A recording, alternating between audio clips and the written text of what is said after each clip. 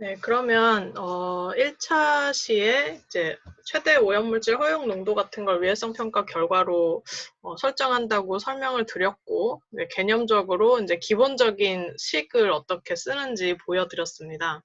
그래서 이 뒤부터는 말씀드린 대로 제품이나 식품 중에 안전 용량을 결정하는 문제를 좀 더 풀어보도록 하겠습니다. 다음 슬라이드를 보시면 이제 chemical safety in consumer products or food 이렇게 되어 있어요. 일단 발암물질에 대해서 해보고 이 뒤에 뭐 개소를 사용해서 역산하는 거는 식품이나 제품이냐 뭐 흡수율 같은 것만 조금 다를 뿐이지 개념은 똑같으니까 한번 보도록 하겠습니다. 일단 발암물질에 대해서 저희가 acceptable daily intake를 구할 때는 앞서 그 유닛 리스크 팩터와 타겟 리스크 레벨을 나눠주는 거 설명하면서 말씀을 드렸어요. ADI, 허용 가능한 단위 체중당 1일 섭취량을 구하려면 이 타겟 리스크 레벨에다가 CSF랑 나머지 유닛 리스크 팩터처럼 계산해준 값을 나눠줘야 한다고 했습니다. 이제 여기는 그 노출량이 에버리징 타임이 그 노출 기간이랑 똑같다고 되어 있고 그 다음에 노출 빈도도 매일이라고 가정을 해서 이제 다 지웠어요.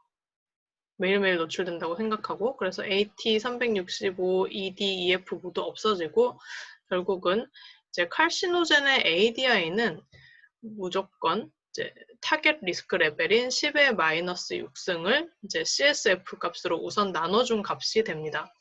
앞에서 제가 설명드린 거랑 조금 다른 단계를 거치는데 결과는 똑같아요. 하지만 이제 이런 단계를 통하면 일단은 1일 섭취량을 구하고 그 다음에 매체로 변환하는 과정을 거치게 됩니다. 그래서 이것도 괜찮은 이해 가능한 접근 방법이니까 한번 보시기 바랍니다. 네, 이렇게 ADI 칼시노젠은 결국 10의 마이너스 6승과 같은 타겟 리스크 레벨에 CSF 값을 나눠주면 매일매일 평생 노출되는 물질의 ADI를 결정을 할 수 있습니다. 네, 그래서 밑에 문제를 한번 풀어보시기 바랍니다. 오염물질 A의 CSF 값이 5 곱하기 10의 마이너스 5승 밀리그램 퍼 킬로그램 데이의 마이너스 1승으로 주어져 있다고 칩시다. 그런데 이제 바람 위해도를 10의 마이너스 6 확률보다 낮게 유지하기 위해서는 그러면 최대 허용량이 얼마나 될 것인가 이죠. 이 식에 적용을 해보면 10의 마이너스 6승에 이 CSF 값인 5 곱하기 10의 마이너스 5승을 나눠주게 됩니다. 이 식풀이에서 단위도 잘 보시기 바랍니다. 그러면 10의 마이너스 6승에서 이 값을 나눠주면 0.02가 되고 CSF 값이 분모에 들어가 있었기 때문에 이제 이렇게 되죠, 단위가. ADI는 하루 단위 체중당 허용량이기 때문에 맞게 나오죠. 그러면 이제 그 다음 단계로 넘어가도록 하겠습니다. 단위 체중당 1일 허용 섭취량을 구했어요. 그러면 이걸 다시 이제 음식이나 아니면 제품의 농도로 환산을 하고 싶겠죠. 매체 관리를 하기 위해서는. 그래서 다시 한 번 더 ADI를 구한 다음에 이제 노출 계수를 사용해서 그 노출 계수에 해당하는 집단에 대해서 이제 acceptable한 레벨을 다시 정해줍니다. 이제 저는 여기서 이제 TC라는 개념을 썼는데 뭐 ADI나 TDI, Tolerable Daily Intake랑은 조금 구분되는 단어로 뭐 RBCL이기도 하고요. 그 중에 하나가 이제 Tolerable Chemical Concentration, TC라는 값으로 보시면 될 것 같아요. 어쨌든 이 말을 쭉 설명을 하자면 발암물질에 대해서 제품, 식품 같은 걸 포함해서 사람들이 직접 접하는 제품과 식품 중에 허용 가능한 화학물질의 농도입니다. 그래서 이걸 TC라고 명명을 했고요. 이 TC를 구하는 식은 이제 거꾸로 하는 거죠. 체중이 높은 사람은 더 많이 노출돼도 되겠죠. 단위 체중당 허용량이니까. ADI에다가 체중을 곱해주고요. 이제 많이 쓰면 많이 쓸수록 이 TC 값은 낮아져야 돼요.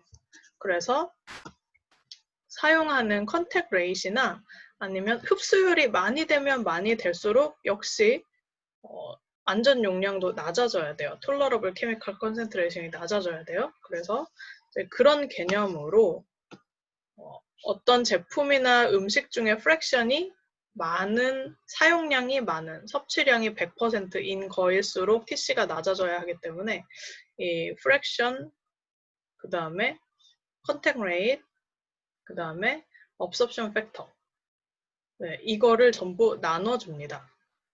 이거는 이제 단위를 맞추기 위해서 쓰는 거니까 이제 계산하실 때 맞춰보기만 하면 되고요. 아래에 설명이 이렇게 있습니다. 결국은 이 체중 당량, 1일 섭취량에다가 체중을 곱해준 것에다가 나머지 노출량 계산할 때 위쪽에 들어가는 거를 반대로 나눠준다고 생각하시면 돼요. 그래서 아까 앞 문제랑 이어지는 것인데 오염물질의 A에 이 CSF 값에 근거해서 일단 단위 체중당 1일 섭취량을 0.02로 구했어요. ADI가 0.02mg/kg day일 때 이제 70kg 성인이 매일매일 이 음식을 먹는데 하루에 0.5kg을 먹는다라고 칩시다. 굉장히 많이 먹죠? 이런 행태를 보이는 사람들에게 대해서 이제 식품 중 A 오염물질의 허용 농도를 정하고 싶어요. 그럼 여기에 이제 적용을 해보면 되겠죠. ADI에다가 BW, 바디웨이신 70을 곱하고 이 프랙션 같은 경우는 이제 음식은 전부 다 그냥 먹는 거니까 1로 보시면 돼서 크게 고려하시지 않아도 되고 컨택 레이트는 0.5kg가 여기 들어가겠고 그 다음에 업섭션 레이트는 뭐 음식 경구로 들어오는 거는 다 우리 몸속에서 100% 흡수된다고 봅니다. 그래서 역시 또 1로 보시면 돼요. 단위에만 좀 주의하시면 되겠습니다. 네, 이거는 제가 아까 설명하면서 보여드렸어야 하는 거였고 그래서 보시면 이 칼시노젠 A의 톨러러블 컨센트레이션은 ADI인 0.02 곱하기 70kg 이렇게 하면은 이제 그게 없어지겠죠. 킬로그램이. 그래서 밀리그램 퍼 데이가 이쪽에 나오고 나누기 먹는 양을 해줍니다. 그래서 다시 또 단위를 정리해보면 결국은 값이 2.8 mg per kg이 나와요. 이 mg per kg은 중량 대비 단위이죠. 식품이나 뭐 제품에서 측정할 수 있는 단위인데 그걸로 이제 환산을 한 것입니다. 역시 여기서도 체중이 더 높은 사람이면 이 TC가 높아질 거예요. 분자 쪽이니까. 결국 이제 체중이 더 많은 사람은, 더 많이 나가는 사람은 어느 정도의 노출이 더 되어도 안전할 수 있다라는 걸로 적용을 해볼 수가 있습니다. 이건 많이 쓰는 사람, 그 식품을 더 많이 먹는 사람은 그런 사람들이 모여 있다면 이 TC를 더 낮춰야 한다는 것을 알 수가 있습니다. 네, 그 다음은 이제 비발암 물질에 대해서 계산하는 방법입니다.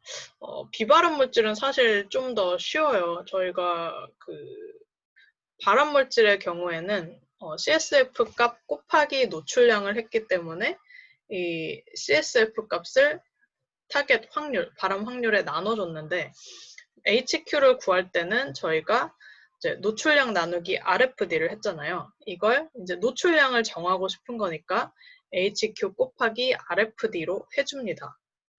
그런데 사실상 저희가 타겟으로 하는 HQ 값이 1이기 때문에 결국은 ADI가 RFD랑 같아지는 상황이 옵니다.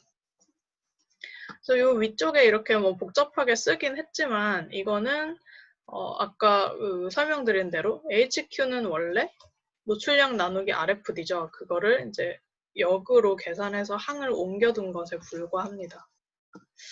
이제 이 상황에서 다 역시 저희는 매일매일 컨티뉴어스하게 평생 노출된다는 걸 가정하고 이제 이런 허용 농도를 정해야 되니까 역시 averaging time이라던가 exposure duration, exposure frequency 이런 것들이 다 이제 뭐 365가 되거나 하루 한 번이 되거나 해서 없어져요.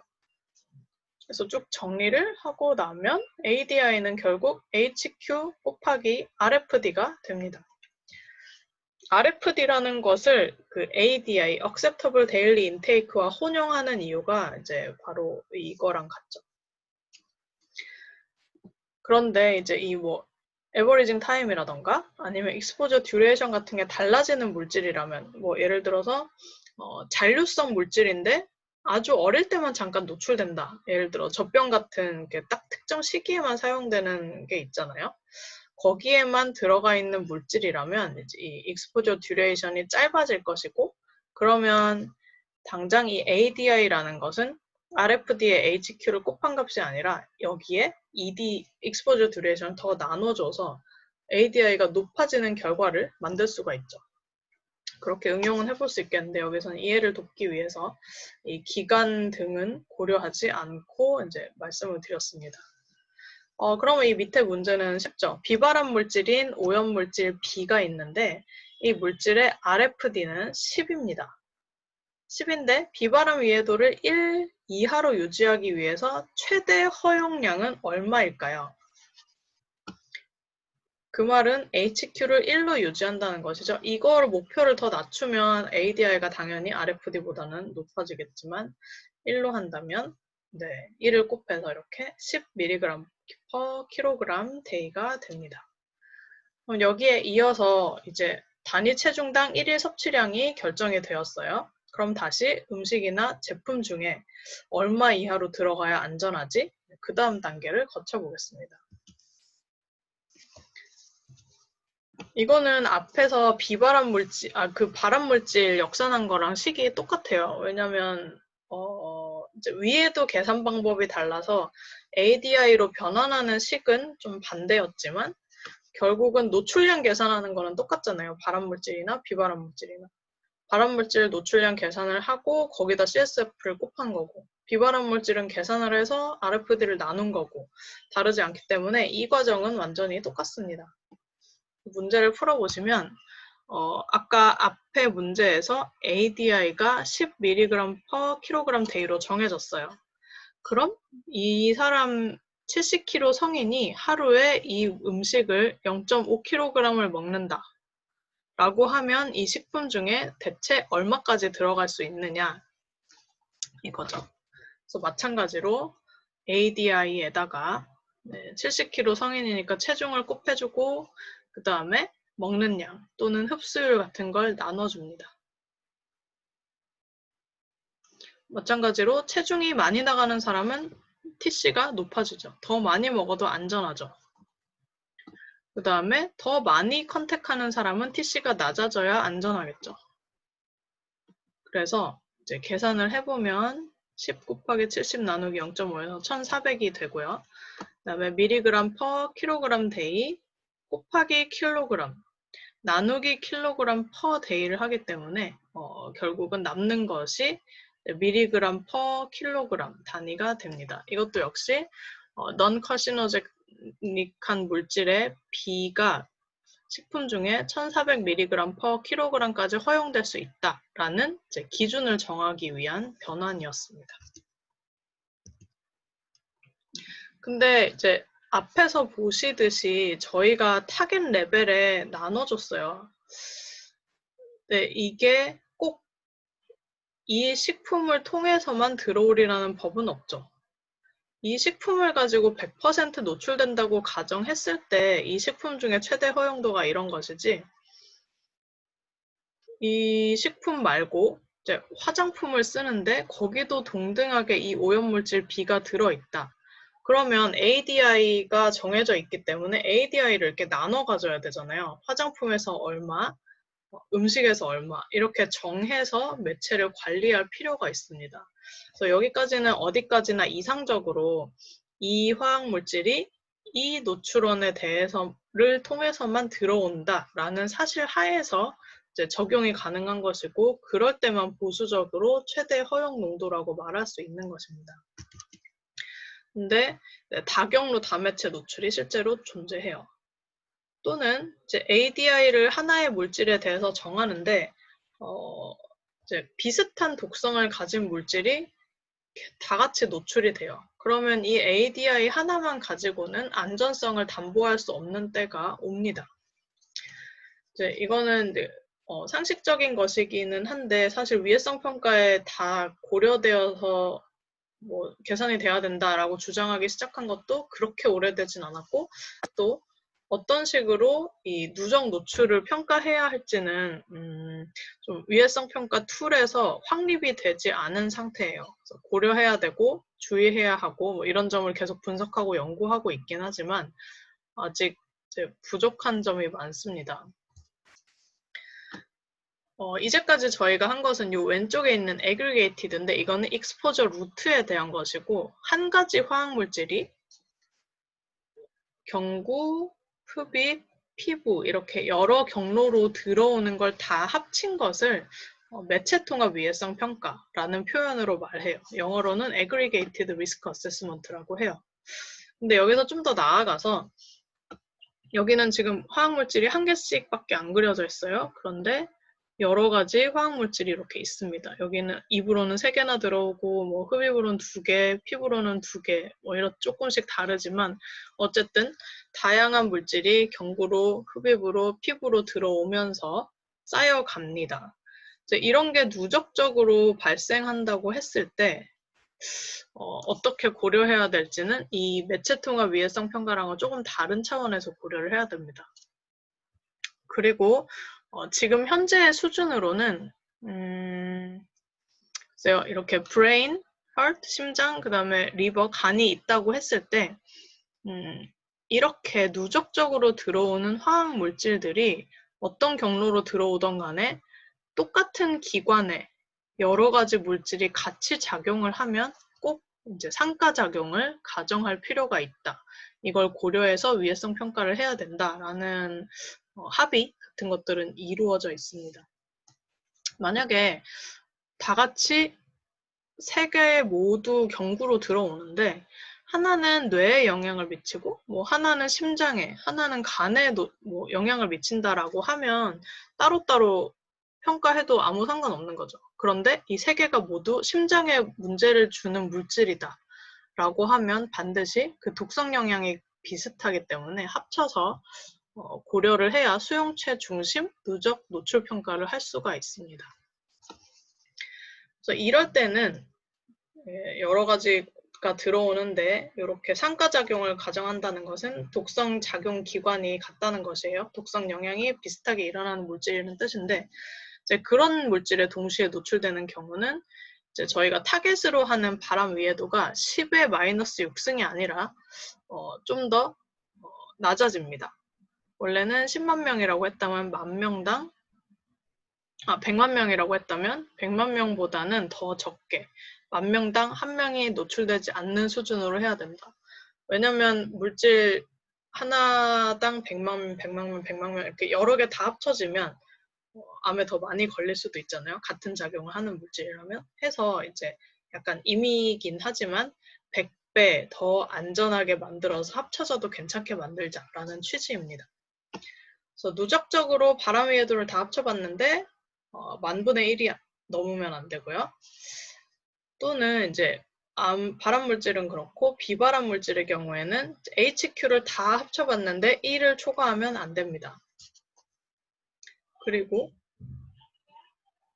인근에 뭐 다른 오염원이 있는 그 다른 물질에 똑같이 뭐 오염원에 노출이 될 수도 있고, 또는 이제 일반적인 사람들보다는 더 잘 노출될 수도 있고 하는 그런 집단이 파악이 되는 가능성이 있어요. 또는 더 어려서 건강 영향을 많이 받는다거나 유전적으로 문제가 되는 부분이 있을 수 있어요. 이런 부분은 제가 그 유해성 확인 부분에서 좀 강조한 바가 있는데 그 확인 단계에서 이렇게 수용체 특성이 고려가 돼야 뭐 위해성 평가 결과 낼 때도 그렇고 이렇게 누적적으로 평가할 때도 그렇고 계속 고려를 할 수가 있어서 그 시기에 그런 걸 파악하는 게 중요합니다.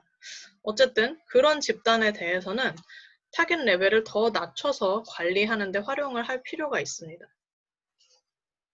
그리고 이제 이 세 가지 물질이 경구로만 들어와서 뭐 심장에 문제를 일으킨다라고 하면 이제 좀 평가하기가 편한데 또 다른 제4, 제5의 물질이 호흡으로 들어오는데 이것도 심장에 문제를 일으키고 또 6번, 7번 화학물질은 피부로 들어오는데 이것도 심장에 문제를 일으킬 수 있어요. 또는 이제 1, 2, 3번 물질이 경구로도 노출되고 호흡으로도 노출되고 피부로도 노출될 수 있는 상황은 언제든지 있을 수 있죠. 이제 이렇게 여러 경로로 다양하게 노출되는 물질들이 존재한다라고 판단이 되면 또 이제 저희가 모르는 부분이 크기 때문에 엄격한 타겟 레벨을 적용할 필요가 있을 수 있습니다. 이런 걸 고려를 해야 되고 이제 이런 경우에는 어떤 식으로 적용하는가. 근데 사실 기본적인 개념은 똑같아서 이거는 제가 뭐 조금 복잡하기도 하고 이제 시험 문제에서 크게 중요한 부분은 아니어서 시험 문제로 낼 정도로 다루지는 않는데 이런 문제를 통해서 네, 이렇게 합해서 고려하는구나 정도를 이해하시면 될 것 같아요. 근데 문제는 뭐 비슷합니다. 여러 경로로 노출되는 사례를 아는 것도 중요하니까 이제 좀 문제를 보시면 메틸렌 클로라이드라는 화학물질인데 물에 녹아 있어요. 이제 오염물질인데 그런데 이 물을 이제 지하수로 주변에 사는 사람들이 먹어요. 그럼 메틸렌 클로라이드의 먹는 물 중 최대 허용 함량을 건강 기준으로 좀 판단해 볼 필요가 있을 수 있습니다. 그런데 그 물 지표수에 물고기가 살아요. 사람들이 지하수도 먹지만 거기에 살고 있는 물고기를 또 잡아서 먹어요. 결국은 그러면 그 물고기가 물에 있는 메틸렌 클로라이드를 흡수를 했겠죠. 이제 그 개념이 이 BCF인데 바이오 컨센트레이션 팩터인데 얼마나 들어갔는지 계산하는 방법이 있습니다. 그러면 결국 사람들은 최종적으로 물을 먹어서도 메틸렌 클로라이드 노출이 되고 이제 생선을 잡아 먹어서도 메틸렌 클로라이드에 노출이 됩니다. 그럼 이 두 가지 노출원을 다 고려해서 리스크 베이스드 익스포저 레벨을 구해야 되겠죠. 생선을 통해 노출되는 양, 물을 통해 노출되는 양을 나눠서 이제 계산을 해야 됩니다. 이 계산을 할 때 이 아래에 보시면 이제 ing1, ing2란 말이 나오는데 이게 뭐 여기서는 네, 이거는 물이네요. 먹는 물. 그 다음에 이거는 물고기에 대한 것이라고 봐요. 그러면 이 ing1과 ing2가 차지하는 그 기여도에 따라서 전체 수용체 중심 리스크 레벨을 정할 필요가 있다라는 개념을 여기서는 이해하시는 게 중요합니다. 이 수식 같은 거는 뭐 복잡하긴 하지만 사실 결국은 다 묶어보고 정리하면 아주 간단한 계산식에 불과해서 이렇게 이제 노출원이 늘어나면 역시 여기서 ingestion 1, ingestion 2, ingestion 3까지 쭉쭉쭉 늘어나서 이것들을 합친 다음에 이제 리스크 베이스드 익스포저 레벨을 구하는구나. 그 과정에서 1번 노출원을 통해서 더 많이 노출되면 1번 노출원 안에 있는 메틸렌 클로라이드가 더 작아지도록 조정하는 것도 좀 미세하게 볼 필요가 있습니다. 지금은 그렇게까지는 못하기는 하지만 어쨌든 네, 이렇게 계산을 하게 되고요. 뭐 이 부분은 좀 관심 있으신 분들은 직접 수기로 풀어보셔서 계산해 보시기 바랍니다. 이제 직접 풀어보시면서 조금 어려우실 부분이 있을 것 같아서 추가로 알아두실 점을 보시면 네, 여기에 이제 들어가야 할 값들이 다 적혀 있어요. 근데 일단 저희가 메틸렌 클로라이드가 칼시노젠이라고 하고 이제 그 정보를 가지고 ADI 설정도 하고 리스크 베이스드 익스포저 레벨도 설정할 거기 때문에 CSF 값이 필요하겠죠. 이게 이제 CSF 값입니다. SF5라고 써져 있는데 이제 슬로 팩터 for oral 루트예요. 그래서 SF5인데 앞에 C가 없는 채로 써서 좀 헷갈리실 수 있을 것 같아요. 캔서 슬로 팩터는 이겁니다. 그 다음에 다른 거는 보시면 되고 70년 뭐 70kg 이런 건 가져다 쓰시면 되고 물 먹는 양, 그 다음에 음식 먹는 양 있어야 되겠죠? 물고기도 계산할 거니까. 그 다음에 리스크 스페시픽 도즈는 그 유닛 리스크 팩터와 마찬가지로 이 컨택 레이트 같은 거에다가 그 CSF 값을 나누어 줘서 하는, 컨택 레이트이 아니라 캔서 리스크네요. 캔서 리스크 타겟에다가 CSF 값을 나눠주는 이게 그 저희가 구하는 값이 되고 있고요. 여기서 이제 문제를 푸실 때 써야 하는 타겟 캔서 리스크 레벨은 10의 마이너스 6승입니다. 이 정보를 가지고 계산을 하실 수가 있고요. 또 한 가지, 이제 여기 문제는 약간 대학원생 이상 수준의 문제여서 그런데 BCF 값만 줬고 물고기 중에 오염도 값은 주지 않았어요. 결국 물에서 물고기의 오염도를 이제 유추해서 쓰라는 것인데 뭐 그거는 이제 원래 BCF에다가 이 메틸렌 블루 오염도를 곱하게 됩니다. 그래서 이거는 그냥 킬로그램당 0.91이라고 보시면 돼요. 그래서 0.91을 여기에 대입을 하시는 식이 되겠습니다.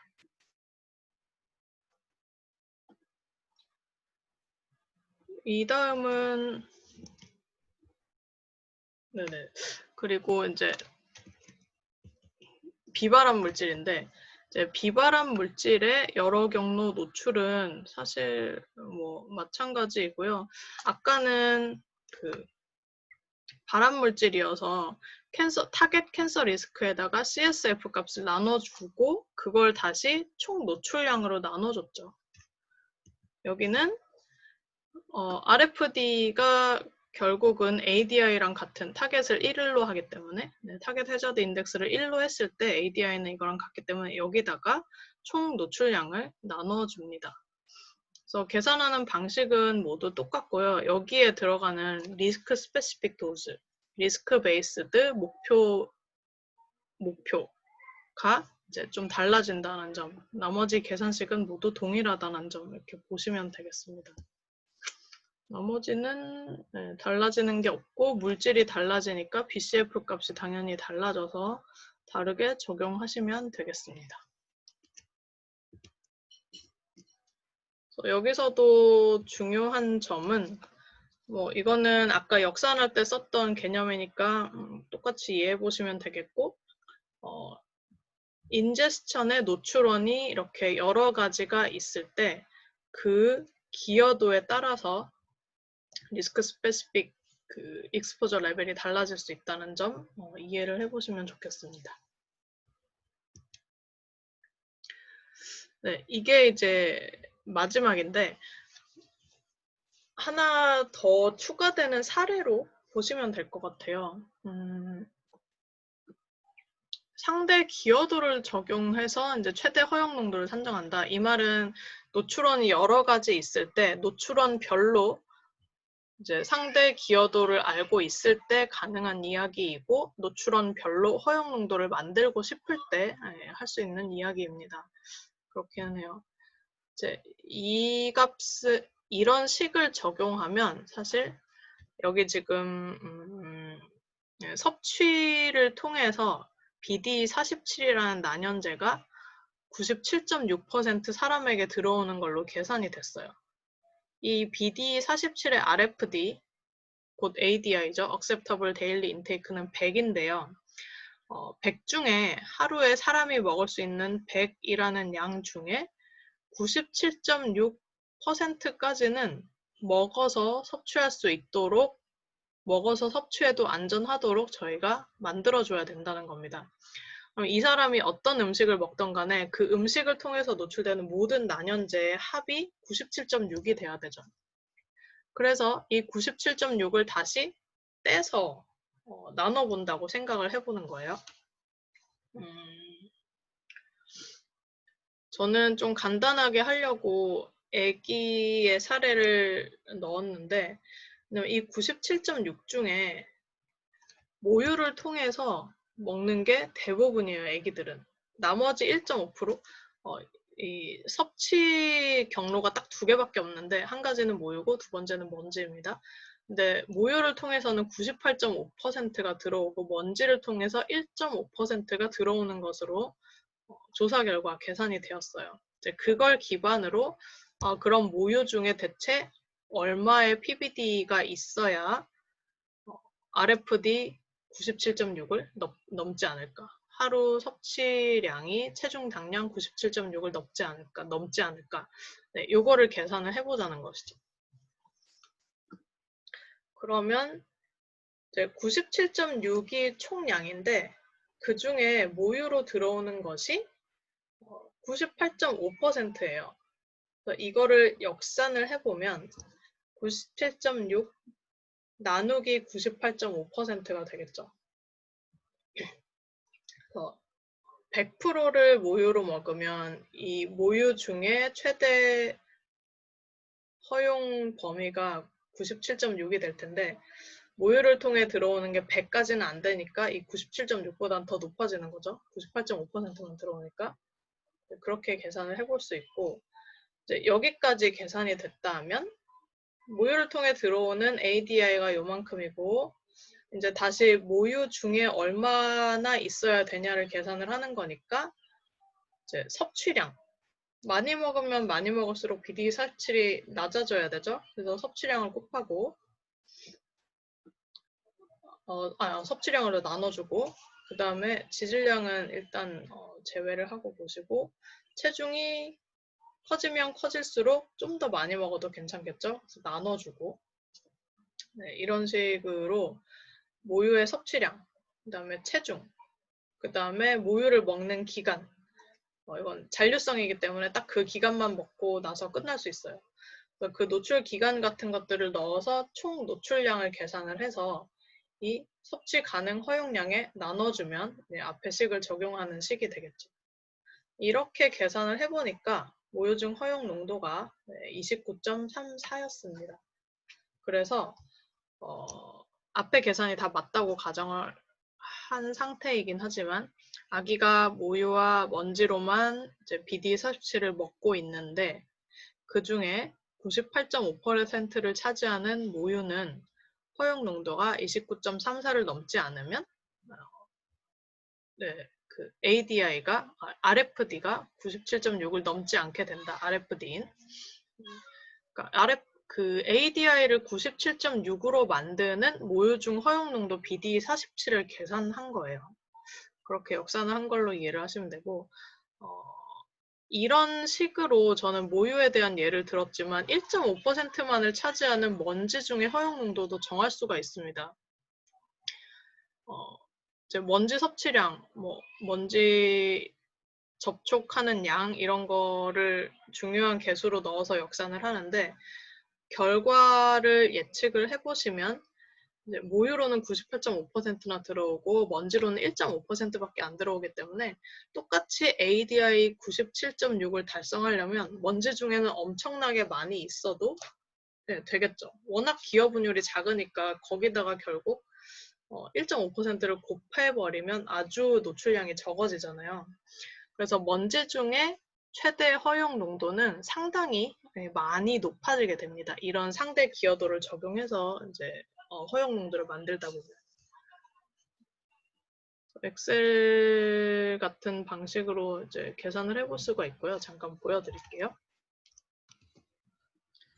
네, 엑셀 파일이 열렸는데 이게 이제 그 앞에 슬라이드에서 보여드린 값이랑 비슷해요. 좀 다를 수는 있는데 이 아래에 보시는 것이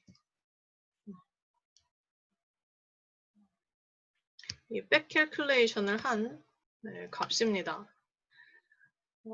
저희가 구하고 싶은 거는 이 값이에요.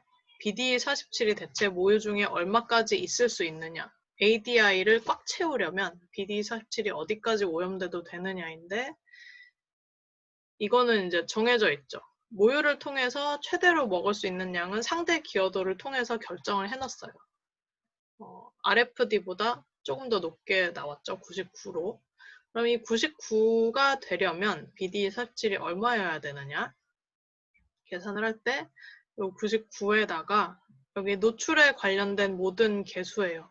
노출을 결정하는 모든 개수를 곱해서 이게 이제 총 노출량을 결정하는 요인이니까 거꾸로 나누어 줘서 BD47의 오염도를 역산을 해줍니다. 그래서 이제 모유 중의 함량은 이렇게 나왔고요. 아까 말씀드린 대로 먼지 같은 경우는 기여율이 워낙 낮기 때문에 그 RFD까지 먼지를 통해서 먹으려면 이만큼이 있어도 괜찮아요. 1.5%만 그 중에 사람에게 간다고 가정을 하니까. 그래서 이 값을 정해 놓고 타겟 RFD에 해당하는 허용 그 체중 당량 노출량을 정해 놓고 다시 마찬가지로 여기다가 평균 체중, 평균 기간, 그 다음에 섭취율, 먼지 섭취율을 구해서 다 곱해서 나눠줍니다. 먼지 섭취율이 만약에 더 높으면 이 백캘큘레이션 한 먼지 중에 최대 허용도가 더 낮아질 거예요. 그런 개념으로 이해를 하시고 계산을 해보면 네, 이 모유랑은 비교할 수 없게 높게 나왔죠. 똑같은 ADI, 그 수용체 기준의 ADI를 달성하기 위해서 먼지는 조금 먹으니까 먼지 중에 오염도는 아주 높아도 별 상관이 없고 모유는 아주 많은 포션을 차지하니까 모유 중에 오염도를 아주 잘 관리하는 것이 결국 이 ADI를 지키는 길입니다. 그렇게 연결이 되는 걸로 보시면 되겠습니다. 네, 이 방식은 이제 상대 기여도를 적용을 하기 때문에 좀 더 뭐랄까 수용체 중심이기도 하고 그 다음에 이제 매체별로 좀 불필요한 그 관리를 하지 않도록 만들어주고 이제 과학적으로 좀 정량적으로 관리 방안을 제시한다라는 점은 상당한 장점인데 이제 모든 화학 물질이 노출원별 상대 기여도가 정해져 있는 것은 아니에요. 그리고 저희가 이 정보가 많이 없어요. 그래서 그 관리에 활용하기 위해서 노출원별 상대 기여도를 결정하는 점이 굉장히 중요합니다. 네, 이제 좀 조용해졌네요.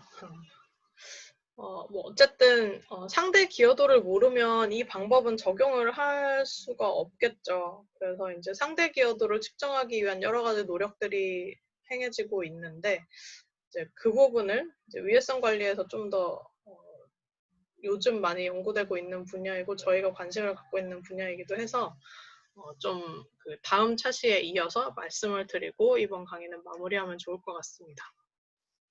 그러면 2차시 듣느라 수고하셨고 다음 차시에 뵙겠습니다.